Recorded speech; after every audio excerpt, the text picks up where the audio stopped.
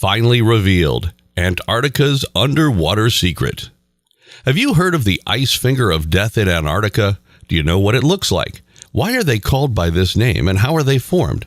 If not, then we urge you to watch this video till the end, as we're going to answer all these questions in this video.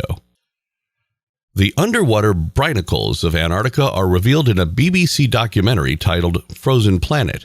When you contact one of these seawater icicles, you will likely freeze to death.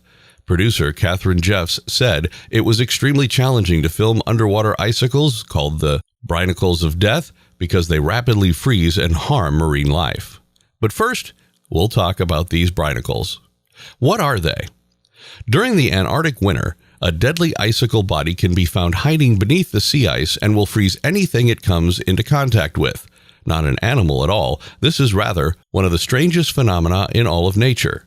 In the 1960s, the brine icicle, or brinicle, was found for the first time. Before 2011, when it was filmed for the BBC's Frozen Planet, it had mostly stayed unnoticed. The ice stalactite originates at the base of the sea ice in the winter and slowly sinks to the seabed. Depending on the conditions, the icicle could take anywhere from 6 to 12 hours to grow to the ocean floor. A rapid decline of 5 or 6 hours has been witnessed by certain researchers. Some scientists call them upside-down cacti and say they're able to channel supercooled water. So how exactly do these eerie sea ice brinicles form? Well, this is how brinicles are formed. In the Antarctic, the formation of sea ice results in the exclusion of the salt and other ions that are present in the water from the water crystals. The sea ice develops pockets and crevices where this salty brine can collect. The sea ice eventually breaks and the brine escapes. As a result of salt's ability to cause water to freeze at lower temperatures, brine has a freezing point that is lower than that of seawater. This is why, during the winter, people sprinkle salt on snowy sidewalks. The salt melts the ice, allowing it to remain liquid even when the temperature is below freezing.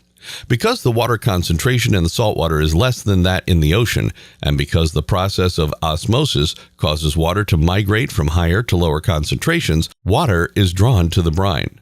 In contrast, the brine is just cold enough that the water freezes, resulting in a descending ice tube.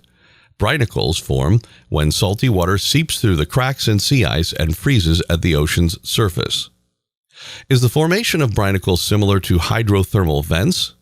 Evidence from this research points to the formation of brinicles following a process similar to that of hydrothermal vents, but in reverse. Hydrothermal vents are towers of rock on the ocean floor that look like spikes and from which water that is boiling and rich in chemicals emerges. The formation of hydrothermal vents follows a similar pattern.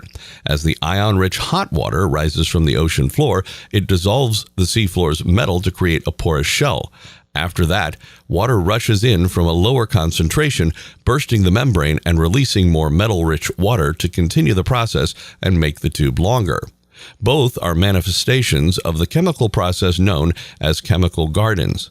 Chemical gardens work on the same principles and result in crystal tubes that resemble plants. Why are they said to be deadly? Such distinct structures known as brinicles, or more evocatively icy fingers of death, are evidence of nature's beauty and ferocity. The moment that it makes contact with the seafloor, all hell breaks loose. The depth of the water, the amount of sea ice present, and the water's temperature all play a role in determining the proportion of the brinicle. When the depth of the water is excessive, there are occasions when it is unable to reach the seafloor. Icicles can break off because of currents, and currents can also stop them from forming. If it develops to its maximum potential, when it comes into contact with the seafloor, all hell breaks loose. Because tiny creatures like tiny starfish and sea urchins move too slowly, they are unable to escape the icicle's icy web and are instantaneously frozen by the ice channel that is created by the icicle. As the water freezes, the seabed turns into a crypt filled with the bones of long-dead aquatic organisms. Additionally, the ice stream flows downward and collects into what is sometimes referred to as the black pool of death. Because of their propensity to rapidly freeze anything in their path, the structures have earned the moniker icy fingers of death. These watering holes are lethal to wildlife, yet pose no threat to human beings. Still, don't go looking for these dangerous ice fingers to see if that's true. Scientists are learning more about these brinicles as they explore the Arctic oceans. Of course, astrobiologists looking for life in extreme habitats have drawn parallels between these conditions and those on distant moons, like Ganymede and Callisto. Ocean circulation is thought to be influenced by brine that accumulates on the ocean floor. Prime environment for the origination of life. New evidence suggests the salty water trapped in sea ice may have provided an ideal setting for the emergence of life on Earth. The interior of these compartments within the ice is coated with lipids, which are fats, and has a heavy amount of chemical compounds. Additionally, the interior of these compartments is also covered in chemical compounds. These have the potential to perform the function of a primitive membrane, which is one of the prerequisites for the existence of life. They also have both acidic and basic parts, which could work together to provide the energy needed for the formation of more complex molecules like DNA. What are underwater lakes?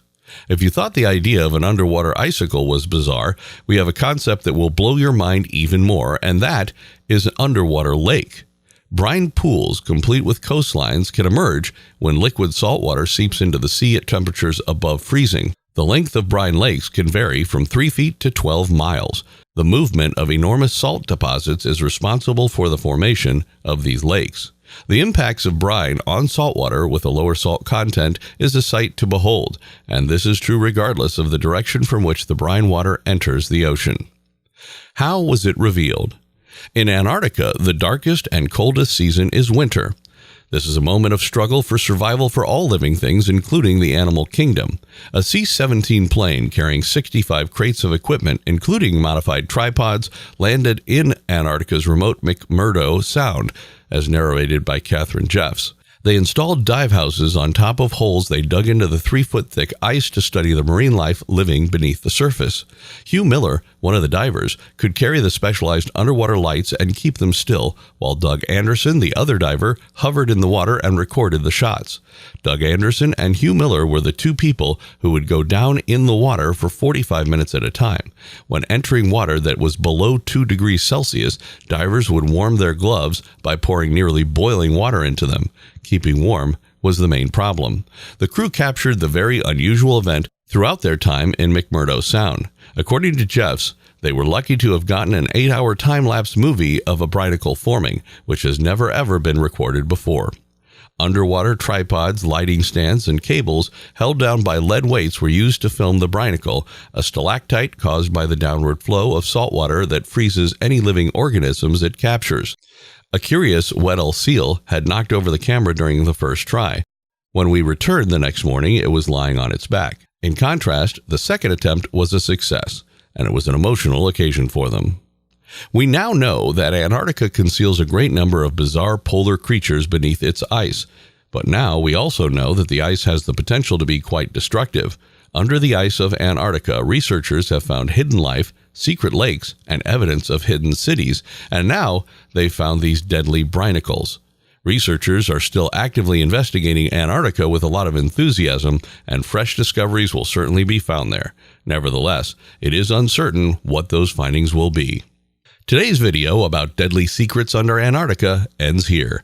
We hope you liked this video, so subscribe to our channel to watch more great content in the future. Give a thumbs up to this video and share it with others.